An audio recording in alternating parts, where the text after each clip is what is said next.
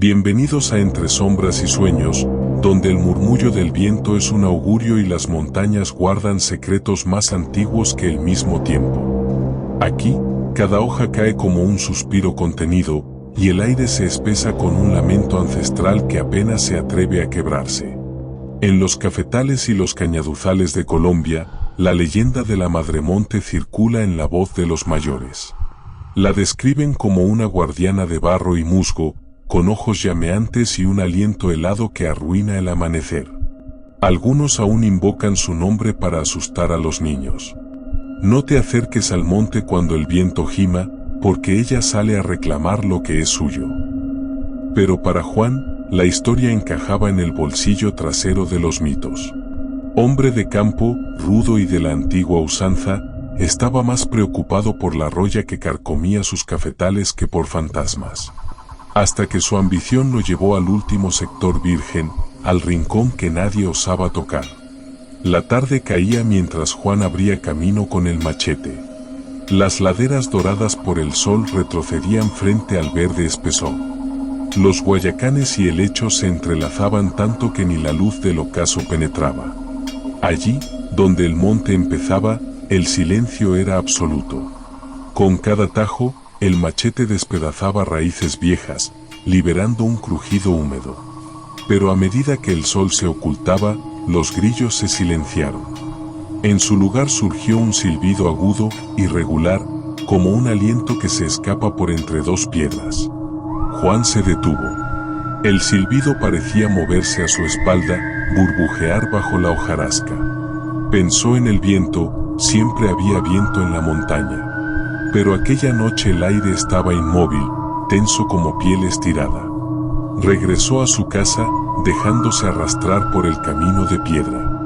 A lo lejos, las luces de su hogar parpadeaban, falsas centinelas frente a la oscuridad crepitante. La segunda noche, Juan regresó con 2 peones. Avanzaron con linternas y radios de mano, decididos a convertir el monte en tierra firme. Pero apenas rompieron la primera fila de arbustos, un gemido bajo, gutural, emergió de la tierra. Los peones se miraron, manos temblorosas en las linternas. El sonido subía y bajaba de volumen, como si alguien estuviera bajo tierra, golpeando el barro desde abajo. Cada vez que Juan blandía el machete, el gemido parecía apartarse, como si el monte doliera. El aire comenzó a oler a hojas podridas y a humedad rancia. Un hedor que le hizo apretar la mandíbula y toser. Un hedor que no correspondía a ningún cadáver animal, era algo más profundo, orgánico y antiguo. Uno de los peones soltó el machete y huyó, tropezando entre las raíces. El otro, con el rostro pálido, miró a Juan y dijo apenas un susurro: «Es ella, la Madremonte». Juan quiso reírse, pero sintió un escalofrío que le subió por la nuca. A la tercera noche, Juan volvió solo, empecinado. Llevaba un farol de aceite y el machete. No había luna, y sus pasos se perdían entre la neblina que se filtraba por las copas. Cada lámpara de los cafetales era un punto débil contra la inmensidad oscura. De pronto, un crujido seco tras él. Se giró y vio como las ramas se movían sin que el viento soplara. Un desfile de sombras que retrocedía con cada parpadeo de su farol. Avanzó unos pasos, convencido de que imaginaba cosas, hasta que un sollozo femenino emergió de la nada. El sollozo creció, primero suave y contenido, luego un llanto enardecido que rebotaba entre los troncos. Juan sintió un tirón en el estómago, como si su propia alma intentara escapar. Intentó gritar, pero su voz se perdió en el ulular de un viento que acababa de nacer.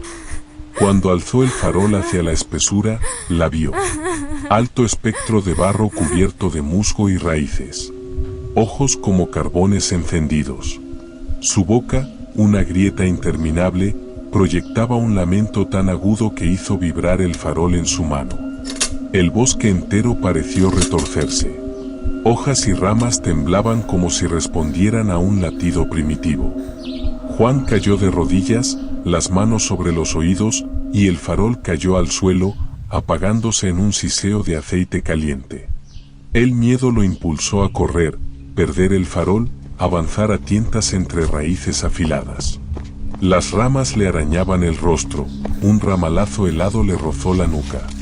Escuchaba su propio corazón, estridente, y el retumbar de pasos lentos que lo seguían. Salió del monte como un náufrago emergiendo del mar. La luz de su casa lo acogió con un parpadeo tembloroso.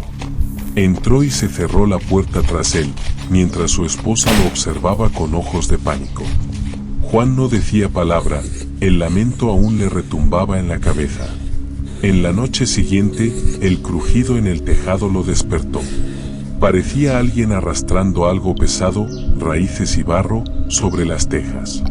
Se sentó, paralizado, hasta que un ulular distante lo obligó a taparse la cabeza con la sábana. Desde aquel día, Juan vive prisionero de sus propias noches. El llanto de la madremonte es un susurro constante en el viento, un murmullo en el crujido de las hojas. Sus hijos, acurrucados contra su pecho, preguntan a sollozos: «Papá, ¿por qué el monte llora?». Él solo cierra los ojos. Los vecinos juran que en las madrugadas sin luna se ve una figura gigantesca, arrastrándose por la cima del cerro. Un ser de barro y sangre vegetal que colecciona almas osadas. Y el viento trae su eco, un alarido helado que eriza los vellos y recuerda a todos que la naturaleza no perdona. Porque algunos sueños no terminan al amanecer, y algunas sombras nunca se disipan. Entre sombras y sueños, la tierra habla con voz de furia, y solo el que respeta sus límites sobrevive a su lamento. Hasta aquí nuestra historia de hoy. Pero el camino de regreso a casa es largo, y la noche es joven. Cierra los ojos si quieres, pero recuerda que el miedo no está afuera, sino en la voz que te susurra que estás solo. Gracias por escucharnos. Vuelve a sintonizarnos, en el canal de YouTube y en Spotify como Entre Sombras y Sueños.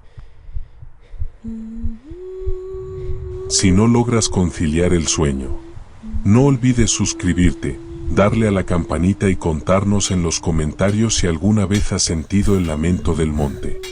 Nos vemos la próxima.